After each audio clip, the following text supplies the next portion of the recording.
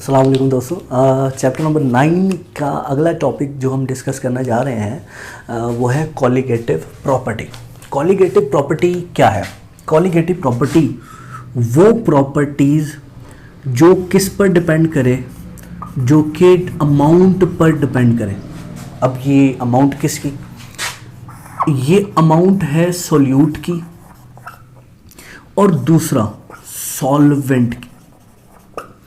वो प्रॉपर्टी जो amount of solute और अमाउंट ऑफ सॉल्वेंट दोनों पर डिपेंड करेंगी, उस प्रॉपर्टी को हम कॉलिगेटिव प्रॉपर्टी कहेंगे। ये जो कॉलिगेटिव है, ये वर्ड कॉलिग्यूएट से निकला है, जिसका मतलब है कलेक्टेड टुगेदर। जिसका मतलब क्या है? Collected together.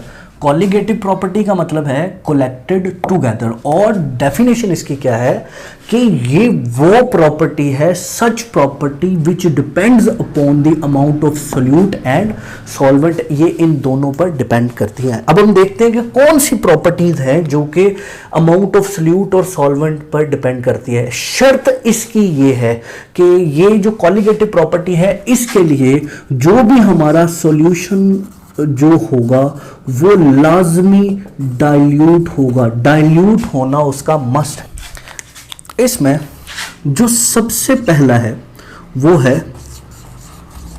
Lowering of vapour pressure. Number 3 elevation of boiling point. Number 3 depression of freezing point.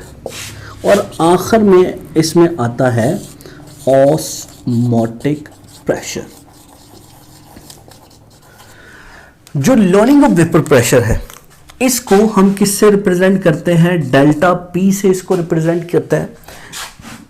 इसको हम टी बी से यानी बॉइलिंग पॉइंट से रिप्रेजेंट करते हैं। डेल्टा टी बी कह सकते हैं। इसको हम डेल्टा टी एफ से रिप्रेजेंट करते हैं या सिंपल टी एफ कह लें। इसको हम पाई से रिप्रेजेंट करते हैं ऑस्मोटिक प्रेशर को। अब ये ऑस्मोटिक प्रेशर हमारे टॉपिक का हिस्सा नहीं है, लेकिन मैं आपको ये बता दूं कि जब लिक्विड किसी पाइप में से, किसी भी ट्यूब में से गुजरता है, तो उस वक्त उसका पैदा होने वाला जो प्रेशर है वो उसका ऑस्मोटिक प्रेशर होता है। ठीक, इसकी एग्जाम्पल हम लेते हैं कॉलिगेटिव प्रॉपर्टी को समझने के लिए। मान लीजिए कि ये हमारे पास 3 बीकर है और तीनों के अंदर 1-1 किलोग्राम पानी हमने भर के रखा है। इसके अंदर हमने 6 ग्राम यूरिया को ऐड किया, इसमें 18 ग्राम ग्लूकोज और 34.2 ग्राम सुक्रोज को हमने ऐड किया। इन तमाम सॉल्यूशंस में मुमासलत ये है कि इसके अंदर हमने डिफरेंट ग्राम्स के सोल्यूट ऐड किए हैं, लेकिन उन सब के मोल एक जैसे हैं।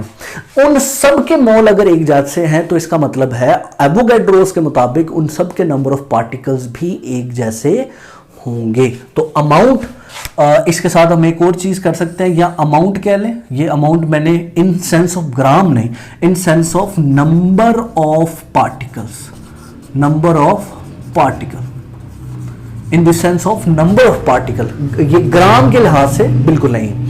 तो इनके ग्राम जो है वो तीनों के मुख्तलिफ हैं, लेकिन इनके मोल्स तीनों के एक जैसे हैं। तीनों के मोल एक जैसे हैं, तो इससे ये पता चला इन तीनों के नंबर ऑफ पार्टिकल एक जैसे होंगे। इसका मतलब है ये यहां पर पानी हमने तीनों साइड पर एक जैसा लिया है, लेकिन तीनों में नंबर ऑफ पार्टिकल्स एक जैसे होंगे। इससे ये पता चला कि वो प्रॉपर्टीज, यानी ये चारों की चारों प्रॉपर्टी, जब इनके अंदर सेम नंबर ऑफ पार्टिकल को ऐड किया जाए,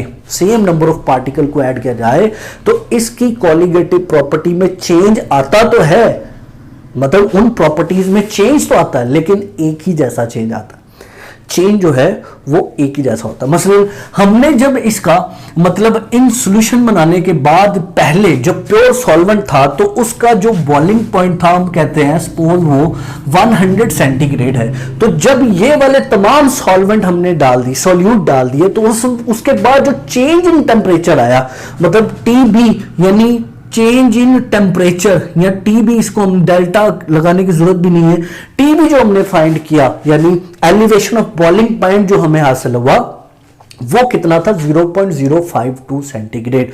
मसलन जो मतलब कि अगला हासिल होने वाला जो टेम्परेचर था वो कितना था 100.052 सेंटीग्रेड, वो 100 सेंटीग्रेड नहीं था। इसी तरह जब इस सॉल्यूशन को ठंडा किया गया और फ्रीज किया गया तो जो पहले इसका फ्रीजिंग पॉइंट 0 सेंटीग्रेड था, पानी का ओरिजिनल फ्रीजिंग पॉइंट, तो जब उसके अंदर सॉल्यूट को ऐड कर दिया तो जो नेक्स्ट हमें फ्रीजिंग पॉइंट हासिल हुआ वो कितना हुआ -0.186 हासिल हुआ। ये 0 सेंटीग्रेड मुकम्मल पूरा का पूरा नहीं था।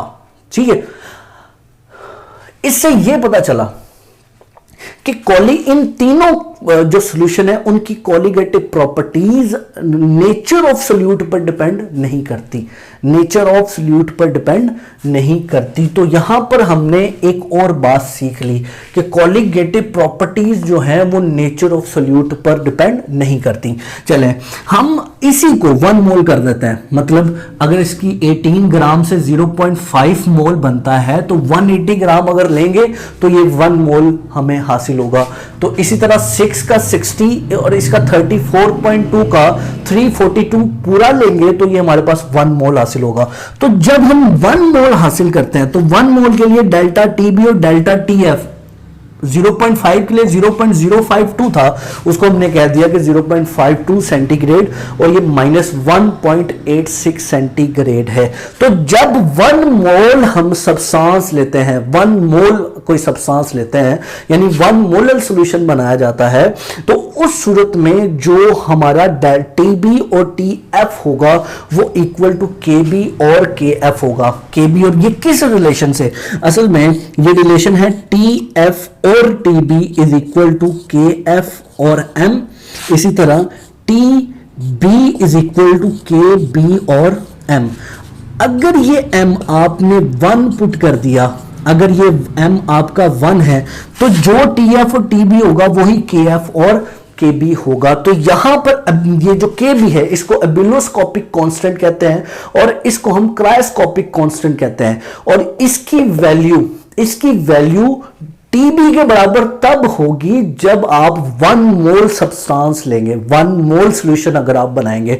और इसी तरह KF भी TF के बराबर तब होगा जब आपका सॉल्यूशन 1 मोल होगा। इस बात को ज़हन में रखिएगा, सॉल्यूशन हर सूरत 1 मोल होगा तभी ये दोनों बराबर हो सकते हैं, वरना नहीं होंगे। प्रॉपर्टी के लिए जो हम सॉल्यूशन बनाते हैं उसके लिए कुछ शराइत हैं।